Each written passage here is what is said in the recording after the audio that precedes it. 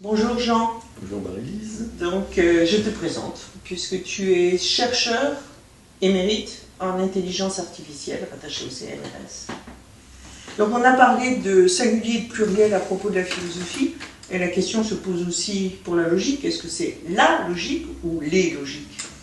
Alors, ça a été très longtemps la logique d'Aristote, et ce dernier siècle, il s'est avéré qu'elle n'était pas celle qui convenait pour modéliser l'informatique, les mathématiques et la physique.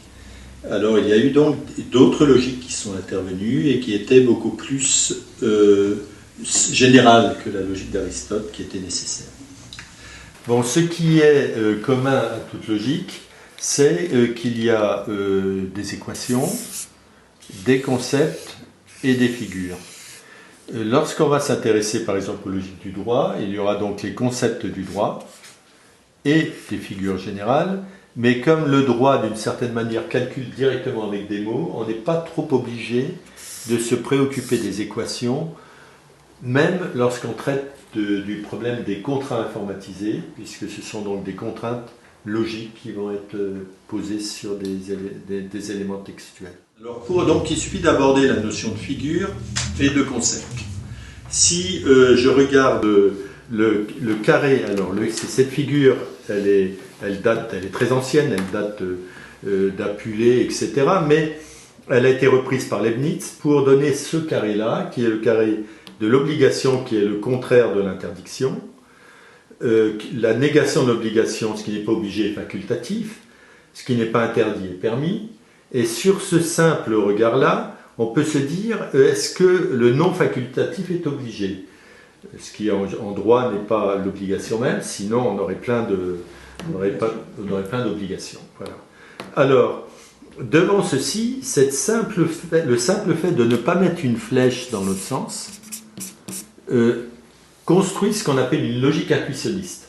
Donc on voit de ce fait assez naturellement que le droit est intuitionniste. Mais en plus en droit, il peut arriver qu'il y ait des choses qui soient obligées et interdites en même temps. Donc il y a aussi suppression de cette flèche, qui est de construire à ce moment-là une logique paraconsistante.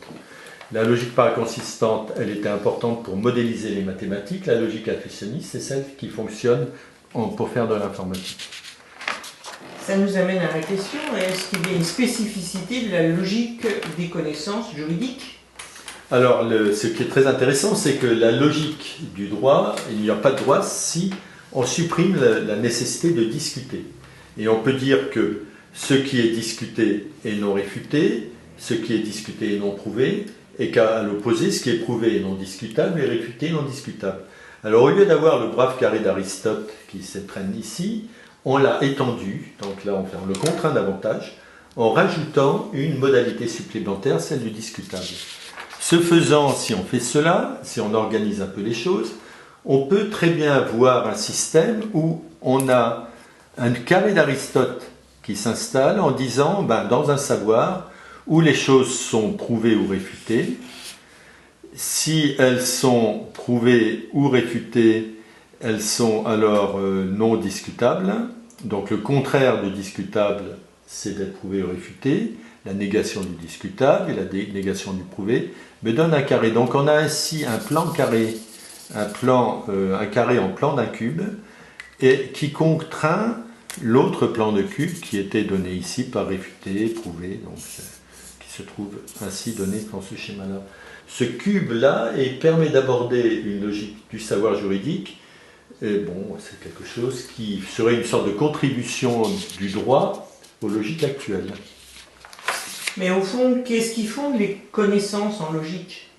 Alors c'est une question très ennuyeuse et qui a été traitée il y a très longtemps par saint Thomas, par Plotin, entre autres, et puis d'autres, et qui est la question des hypostases. Alors une hypostase, c'est quel est le support d'un concept, d'une notion. Alors pour la théologie occidentale, les hypostases sont les trois personnes qui constituent la théologie. Mais sinon, dans le droit, on a deux hypostases dans le droit qui datent d'Aristote et saint Thomas, qui est la lettre et l'esprit du droit. Donc le droit est porté par sa lettre et par son esprit.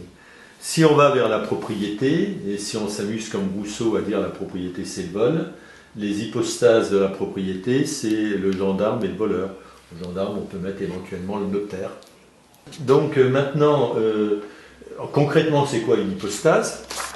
Eh bien, on peut le montrer assez simplement avec cette notion, ce tableau de Magritte, ceci n'est pas une pipe. Si je regarde l'énoncé, ceci n'est pas une pipe, on voit bien que sa contradiction vient de ce que ceci peut être soit la pipe, soit le tableau.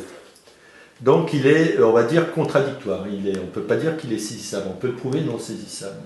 Mais il est décidable. C'est-à-dire, si je regarde cet énoncé, ceci n'est pas une pipe, je sais que la réponse ce sera soit c'est une pipe, soit c'est pas une pipe, et rien d'autre. Donc ceci est une réelle hypostase, parce qu'il est indiscutable comme énoncé, que ceci est non et indiscutable sans être à la fois prouvé et réfuté. Enfin, prouvé d'une manière, réfuté d'une autre. Si maintenant on prend un acte authentique, ici il est signé sauf erreur devant un certain Simon, et quand on se pose la question, le notaire se dit qu'il va être le suppôt, pas le suppôt du diable, mais le suppôt de la propriété, il est suppôt de la propriété dans la mesure où il s'engage sur les questions de date du document, de contenu du document, des questions de signature du document et sur sa propre compétence quand il s'est engagé. Voilà, donc ça veut dire simplement qu'on est dans une situation d'hypostase, le notaire comme suppôt, de ce document. Voilà, donc c'est pour ça que la question du support de la logique n'est pas dans la logique. Elle est dans quelque chose qui la concerne et qui mathématiquement n'est pas formalisé directement par la logique. Merci. Voilà.